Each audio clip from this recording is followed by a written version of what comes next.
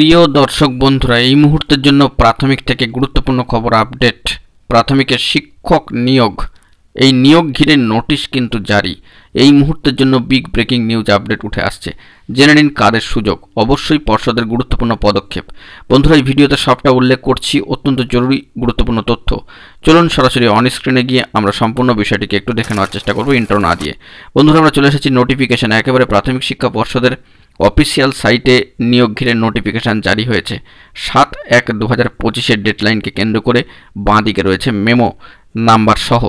তো সাবজেক্ট, এই যে বিষয়টা উঠে আসছে অবশ্যই অত্যন্ত গুরুত্বপূর্ণ, যে ক্রিয়েটিং টু দ্য 2022 রিক্রুটমেন্ট প্রসেসের অন্তর্গত একটি নিয়োগ সংক্রান্ত বিষয়ে কিন্তু নোটিফিকেশান জারি হয়েছে। বিষয়টি হলো এরকম যে 5% বা 5% যে অতিরিক্ত প্যানেল, সেই অতিরিক্ত প্যানেলের বা অ্যাডিশনাল প্যানেলের কাউন্সেলিং সংক্রান্ত নোটিশ জারি করা হলো ইতিমধ্যেই, যাদের স্টেট কাউন্সেলিং হয়েছে 27 তারিখ।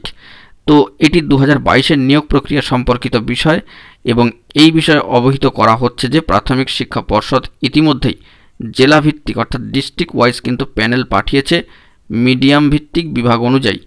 West Bengal board of primary education দ্বারা প্রস্তুত রাজ্য স্তরের কাউন্সেলিং অনুযায়ী এটি প্রস্তুত করা হয়েছে।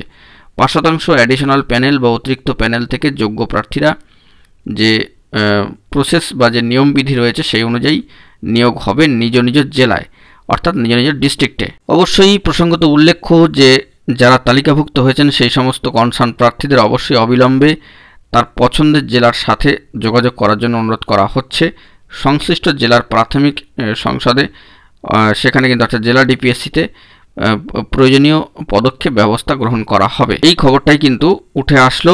অবশ্যই এটি 5% অতিরিক্ত প্যানেলের, এবং সেইখান থেকে 2022-এর রিক্রুটমেন্ট প্রসেসের অন্তর্ভুক্ত কনসার্ন প্রার্থীদের ক্ষেত্রেই।